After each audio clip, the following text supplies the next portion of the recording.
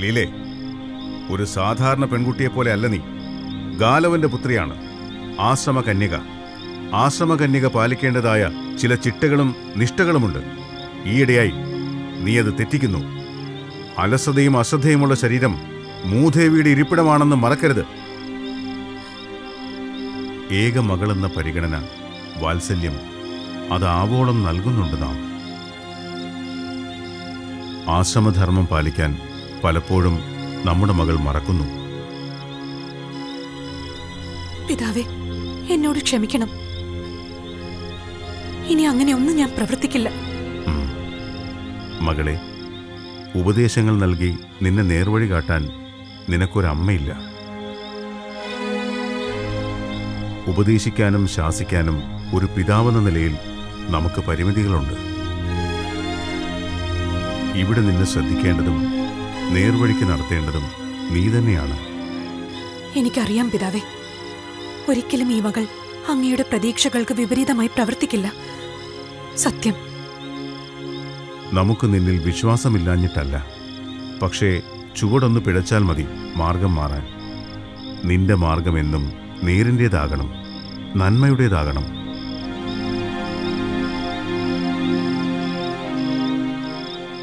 മനസ്സിനെ കയറൂരി വിടരുത്. അത് മരഞ്ചാടി നടക്കുന്ന കുരങ്ങിനെ പോലെയാണ്. ഒന്നിൽ നിന്ന് ഒന്നിലേക്ക് മാറി മാറി പോയിക്കൊണ്ടിരിക്കും. ഇനി ഞാൻ ശ്രദ്ധിച്ചോളാം പിതാവേ. നല്ലത്. കഠോപനിഷത്തിലെ രഥകൽപ്പന മനനം ചെയ്യൂ. ഇന്ദ്രിയങ്ങൾ കുതിരകളാണ്. മനസ്സാകുന്ന കടിഞ്ഞാണിനാൽ ബുദ്ധിയാകുന്ന സാരഥി അത് നിയന്ത്രിച്ചില്ലെങ്കിൽ ജന്മം തന്നെ നിരർത്ഥകമായി പോകും. ശ്രദ്ധിച്ചു കേൾക്കൂ. ആത്മാനം രഥിനം വിദ്ധി, ശരീരം രഥമേവതു, ബുദ്ധിം തു സാരഥിം വിദ്ധി, മനഃപ്രഗ്രഹമേവച. ഇന്ദ്രിയാണി ഹയനാഹു വിഷയാം തേഷു ഗോചരാൻ, ആത്മേന്ദ്രിയ മനോയുക്തം ഭോക്ത്യാത്താഹു മനീഷിനഃ. വരൂ.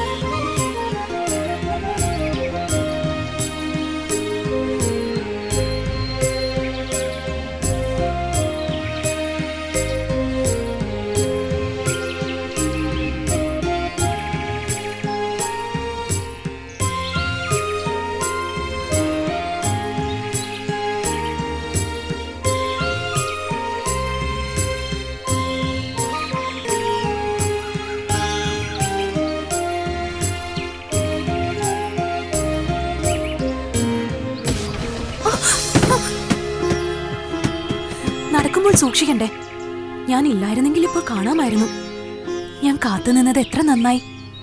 കാത്തുനിന്നോ? എന്തിന്? വെറുതെ കാണാൻ. ആദ്യമായിട്ട് കാണുകയാണോ? അല്ലല്ലോ.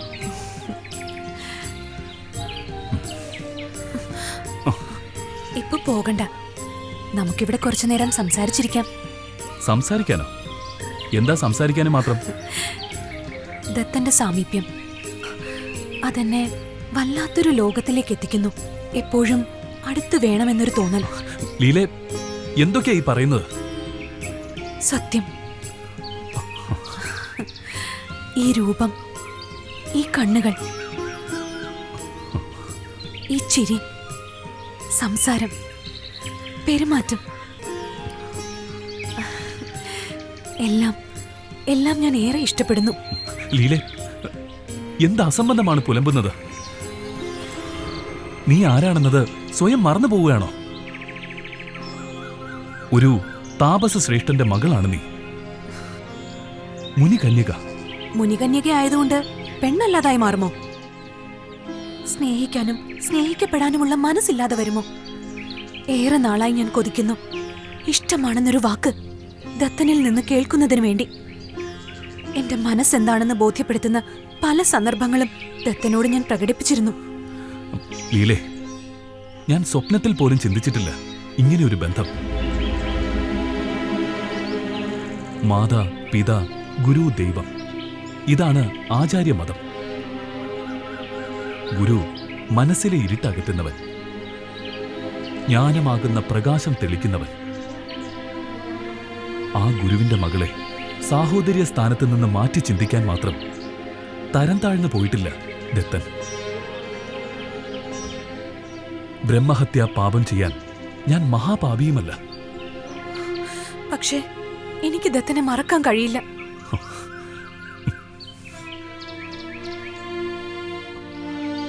മനസ്സിൽ അരക്കിട്ടുറപ്പിച്ചു കഴിഞ്ഞു ഞാൻ ഈ രൂപം. ഞാൻ ഉരുവിട്ട മന്ത്രങ്ങളും ഞാൻ ധ്യാനിച്ച ദൈവങ്ങളും എന്നെ മഹാപാപത്തിലേക്ക് തന്നെ വലിച്ചിഴക്കുകയാണോ ഭഗവാനെ? ദത്തൻ എന്തിനിങ്ങനെ വിലപിക്കണം? ഒരു സ്ത്രീയും പുരുഷനും പ്രണയിക്കുന്നത് ആദ്യ സംഭവമൊന്നുമല്ല, സർവ്വസാധാരണമാണ്. പക്ഷേ എന്റെ ഗുരുവിന്റെ മകളാണ് നീ. ആ ഗുരു തന്നെ ശിഷ്യനോട് തന്റെ മകളെ വധുവാക്കണമെന്ന് ആവശ്യപ്പെട്ടാൽ? മുൻപിൻ ചിന്തിക്കാതെ ആ ആവശ്യം ഞാൻ നിരാകരിക്കും, നിഷേധിക്കും. പരിണിതഫലം ഗുരുശാപമായിരിക്കും. ഇഹത്തിലും പരത്തിലും മോക്ഷം ലഭിക്കില്ല. സാരമില്ല, എന്റെ വിധി ഓർത്ത് ഞാൻ സമാധാനിക്കും. പക്ഷേ അപ്പോഴും തെറ്റ് ചെയ്തില്ലല്ലോ എന്ന ആത്മനിർവൃതിയിലായിരിക്കും ഞാൻ. എങ്കിൽ കേട്ടോളൂ, ഈ പ്രകൃതി സാക്ഷിയാക്കി വനദേവതകളെ സാക്ഷി നിർത്തി ഗാലവപുത്രി ലീല പറയുന്നു, താങ്കളെ പതിയായി ലഭിക്കും വരെ ഞാൻ അന്നപാനാദികൾ ഉപേക്ഷിക്കും. അങ്ങയുടെ തീരുമാനം മാറിയില്ലെങ്കിൽ അപ്രകാരം തന്നെ ഞാൻ മരണം വരിക്കും. ഇത് തീർച്ച.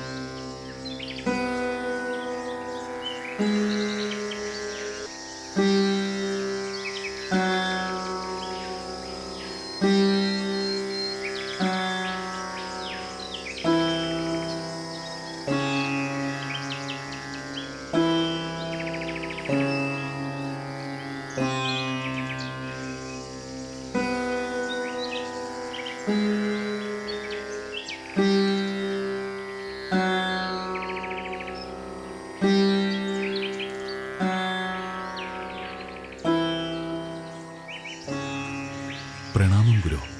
പ്രണാമം. എന്താ ദത്ത? അങ്ങയോട് ഒരു കാര്യം ഉണർത്തിക്കാനുണ്ടായിരുന്നു. പറയൂ. ഈ മായാസൃഷ്ടമായ ലോകത്ത് ലൗകിക സുഖങ്ങൾ നൈമിഷികമാണെന്ന അറിവിൽ നിന്നാണ് ആത്മീയമായ അറിവിലേക്കുള്ള അന്വേഷണം ആരംഭിക്കുന്നത്. അറിവ് അനുഭവമാകും വരെ ആ അന്വേഷണം തുടർന്നുകൊണ്ടേയിരിക്കും. അങ്ങയുടെ ശിഷ്യനായി ഈ ഉള്ളവൻ ഇവിടെ വന്നതും ആ അറിവ് തേടിയാണ്. ഇതെല്ലാം നമുക്ക് അറിവുള്ളതല്ലേ?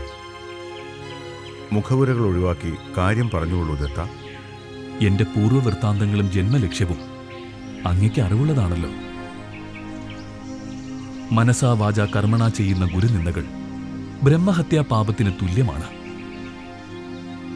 അതുകൊണ്ട് ഗുരുപുത്രിയുടെ ആവശ്യവും എനിക്ക് നിഷേധിക്കേണ്ടി വന്നു. എന്താണ് ലീല ആവശ്യപ്പെട്ടത്? നമ്മെ പതിയായി വേണമെന്നാണ് ലീലയുടെ ആഗ്രഹം.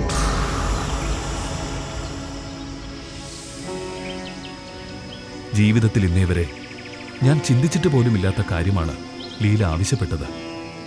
ആ ആവശ്യം ഒരിക്കലും സാധിച്ചു കൊടുക്കാൻ നമുക്കാവുകയുമില്ല. ഒരു പെൺകുട്ടി വിവാഹപ്രായമായാൽ അനുരൂപനായ വരനെ കണ്ടുപിടിച്ച് അവളുടെ വിവാഹം നടത്തുക എന്നത് ഏതൊരു പിതാവിൻ്റെയും കടമയാണ്. നാമും അതിനായി ആഗ്രഹിച്ചിരുന്നു. പലപ്പോഴും അത് മകളോട് സൂചിപ്പിക്കുകയും ചെയ്തു. അന്നെല്ലാം വിവാഹത്തോട് താല്പര്യമില്ലെന്നും ആത്മീയ ജീവിതവുമായി ആശ്രമത്തിൽ കഴിയാനാണ് തൻ്റെ ആഗ്രഹമെന്നുമാണ് ലീല പറഞ്ഞിരുന്നത്.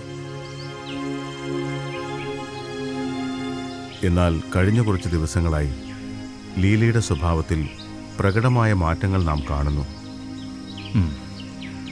അതിൻ്റെ അർത്ഥം ഇപ്പോഴാണ് നമുക്ക് മനസ്സിലായത്. ഗുരുവേ, എന്റെ ജന്മലക്ഷ്യവും ഇംഗിതവും അറിയാവുന്ന അങ്ങ് ഈ ദുർഘട സന്ധിയിൽ നിന്നും ശിഷ്യനെ രക്ഷിക്കണം. അങ്ങയുടെ പുത്രിയെ കാര്യങ്ങൾ പറഞ്ഞ് മനസ്സിലാക്കുവാനും ഇതിൽ നിന്ന് പിന്തിരിപ്പിക്കുവാനും ദയവുണ്ടാവണം. ദത്തൻ വിഷമിക്കാതിരിക്കൂ. നാം വേണ്ടത് ചെയ്യാം. ദത്തൻ പൊയ്ക്കോളൂ.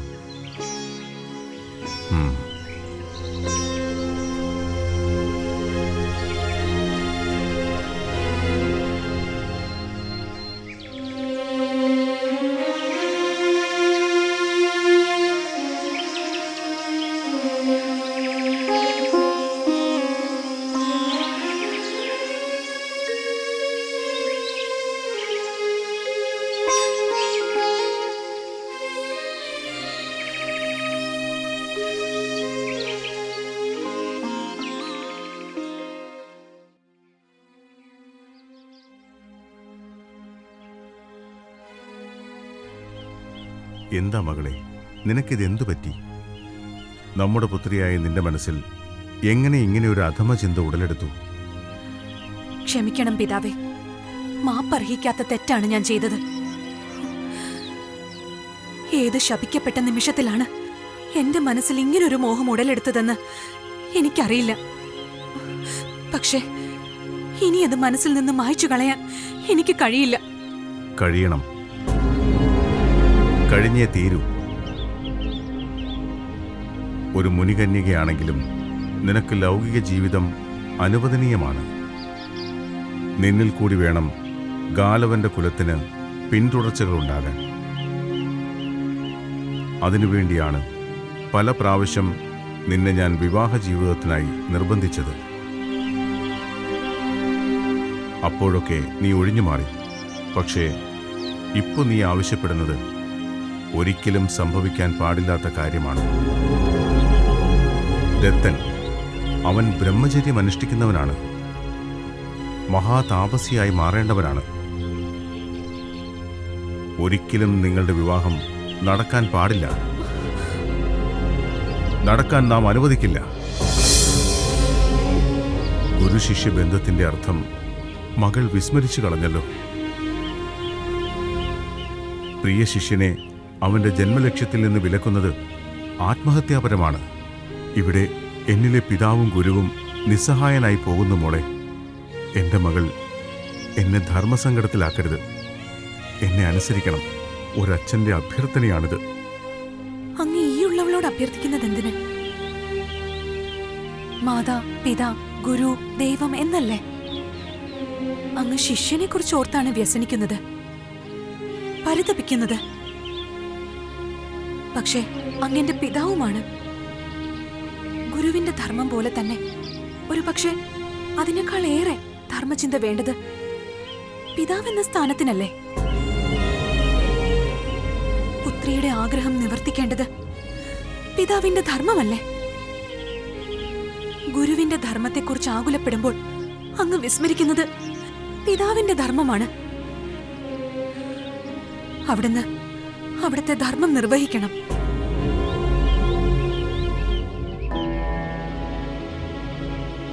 എന്റെ തീരുമാനം അടിയുറച്ചതാണ്. ഞാൻ വരണമാല്യം ചാർത്തുന്നുവെങ്കിൽ അത് ദത്തനെ തന്നെയായിരിക്കും. ദത്തൻ തന്നെയാവും എന്റെ പതി. ഈ ജന്മം ദത്തന്റെ ധർമ്മപത്നിയായി തന്നെ ഞാൻ വാഴും. അസംഭവ്യമായ കാര്യമാണ് നീ ആവശ്യപ്പെടുന്നത്. നിന്റെ ഈ ആഗ്രഹം ഒരിക്കലും നടക്കാൻ പോകുന്നില്ല. നടക്കും, നടന്നിരിക്കും. ഇല്ലെങ്കിൽ ഈ ജന്മം ഞാൻ ഉപേക്ഷിക്കും. ഗാലവ മഹർഷിയുടെ മകൾ ലീലയാണ് ഈ പറയുന്നത്.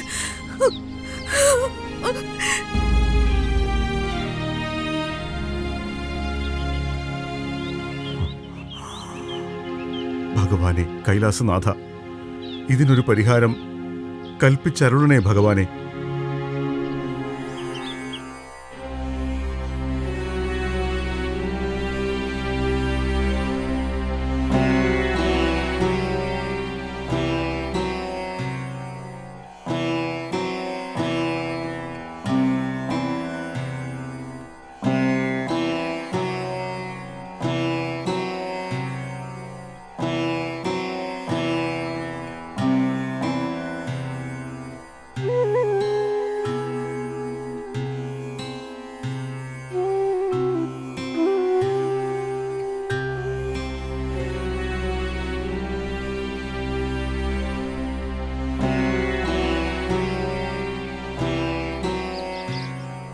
ലീലേ,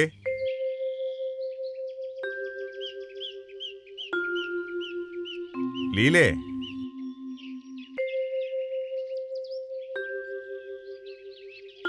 മകളെ കണ്ടോ?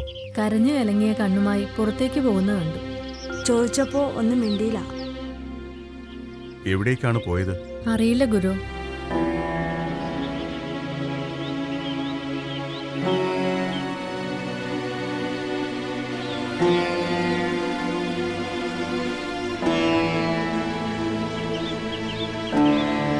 ലീലേ,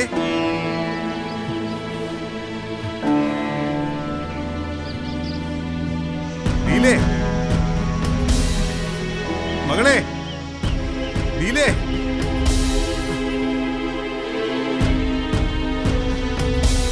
ലീലേ, ലീലേ.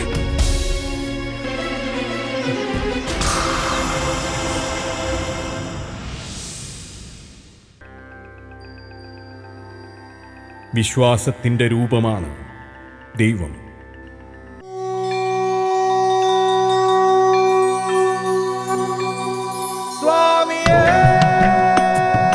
ഭൂതനാഥ സദാനന്ദ സർവഭൂതദയാവര രക്ഷ രക്ഷ മഹാബാഹു ശാസ്ത്രേ നമോ നമഃ ശരണമേ.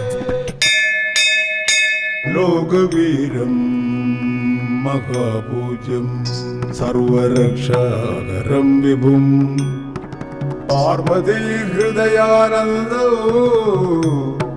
ശാസ്താരം പ്രണമാമ്യഹം.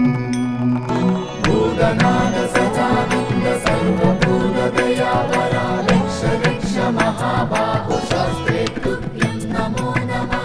വിപ്രപൂജ്യം വിശ്വവന്ദ്യം വിഷ്ണു ശംഭോ പ്രിയം സുതം ക്ഷിപ്രപ്രസാദ നിരതം ശാസ്താരം പ്രണമാമ്യഹം. മത്തമാതംഗഗമനം കാരുണ്യാമൃതപൂരിതം മത്തമാതംഗഗമനം കാരുണ്യാമൃതപൂരിതം സർവവിഗ്രഹരം ദേവം ശാസ്താരം പ്രണമാമ്യഹം. ഭൂതനാഥ സദാനന്ദ സർവഭൂതദയാവര രക്ഷ രക്ഷ മഹാബാഹു ശാസ്ത്രേ തുഭ്യം നമോ നമഃ. അസ്മത്കുലേശ്വരം ദേവം അസ്മത് ശത്രു വിനാശനം അസ്മദിഷ്ട പ്രദാതാരോ ശാസ്താരം പ്രണമാമ്യഹം. പാണ്ഡേശവംശതിലകം കേരളേ കേളി വിഗ്രഹം ആർത്തത്രാണപരം ദേവം ശാസ്താരം പ്രണമാമ്യഹം. ഹരിവരാസനം സ്വാമി വിശ്വമോഹനം ജഗദീശ്വരം സ്വാമി ആരാധ്യ പാദുകം ഹരിവിമർദ്ദനം സ്വാമി നിത്യനർത്തനം ഹരിഹരാത്മജം സ്വാമി ദേവമാശ്രയേ പഞ്ചാത്രീശ്വരമംഗളം ഹരിഹര പ്രേമാകൃതി മംഗളം പിഞ്ചാലങ്കൃതമംഗളം പ്രണമതാം ചിന്താമണൈ മംഗളം പഞ്ചസധ്വജമംഗളം ത്രിജഗദാമാധ്യപ്രഭോ മംഗളം പഞ്ചസ്തോപമംഗളം ശ്രുതിശിരോലങ്കാരചന്ദ്ര